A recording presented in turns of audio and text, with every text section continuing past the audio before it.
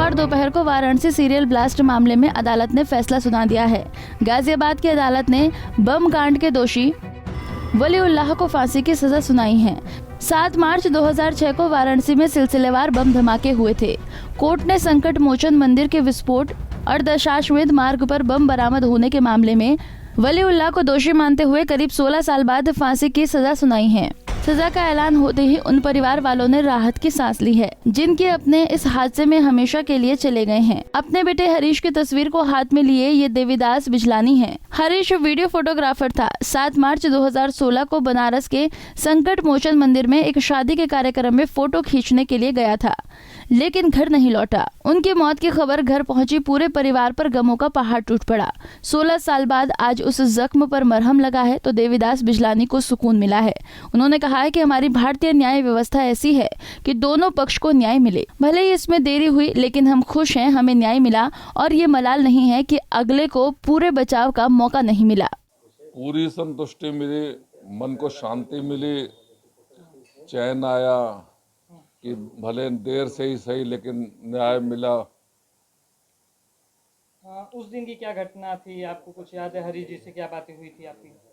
जी हाँ, उस दिन मैं दुकान में बैठा हुआ था। शाम के 4:30 बजे हरीश जी आए और कैमरा वैमरा उठा के अपने स्टाफ के संग वो संकट मोचन मंदिर गए एक शादी की कवरेज करने, और 6:15 साढ़े 6 बजे के आसपास हमको इस दुर्घटना की खबर मिली तो मस्तिष्क एकदम सुन्न हो गया था।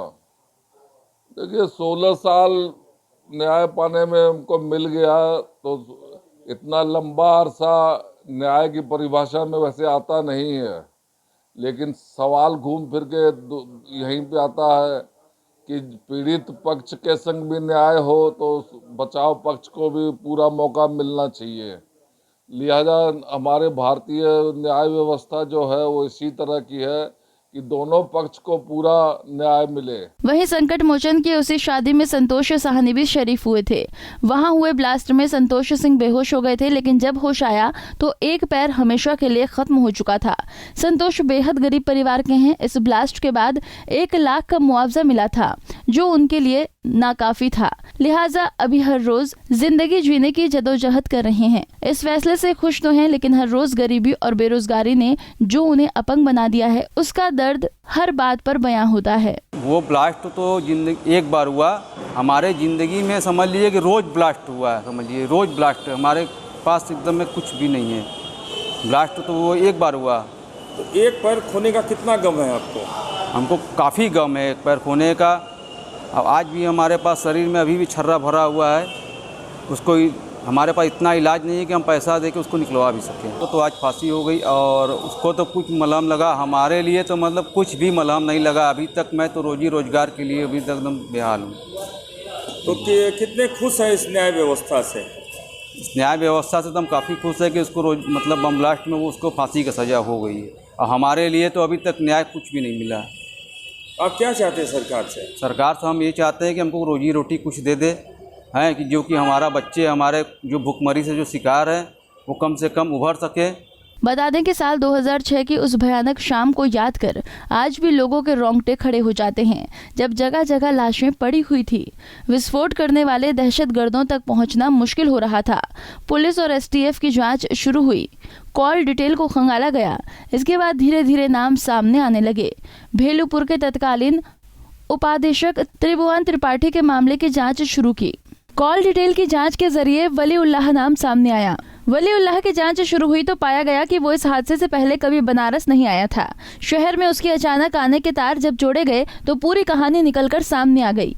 लंबी चली जांच प्रक्रिया के बाद पुलिस ने वलीउल्लाह को लखनऊ के पास से गिरफ्तार किया था। पुलिस की गिरफ्त में आने के बाद उसने अपने जिहादी इरादे जाहिर किए थे। वाराणसी ब्लास्ट में पाकिस्तानी खुफिया एजेंसी ISI के पुराने मॉड्यूल से जुड़े आतंकवादियों के तार भी जुड़ते दिखे थे। तो वही आतंकी वलीउल्लाह प्रयागराज के फूलपुर तहसील का रहने वाला है। सराय लिली उर्फ खोजापुर गांव का निवासी वलीउल्लाह वाराणसी ब्लास्ट के समय शहर में एक्टिव हुआ था। अब उसको फांसी की सजा सुनाए जाने के बाद पूरे गांव में सन्नाटा पसरा हुआ है। उसके परिवार के कुछ सदस्य फूलपुर के इस्लामाबाद मोहल्ले में भी रहते हैं। कोर्ट में सुनवाई के दौरान वलीउल्लाह के वकील ने घर में 80 वर्षीय बूढ़ी मां, पत्नी, बेटा और बेटी की आर्थिक हालत का हवाला देते हुए कम सजा का अनुरोध किया, लेकिन कोर्ट ने उसकी दलील को नहीं माना। पंजाब केसरी टीवी के लिए वाराणसी से विपिन मिश्रा की रिपोर्ट। हमसे जुड़े रहने के लिए हमारे YouTube चैनल को सब्सक्राइब करें और नई वीडियो की नोटिफिकेशन के लिए बेल आइकॉन को दबाएं।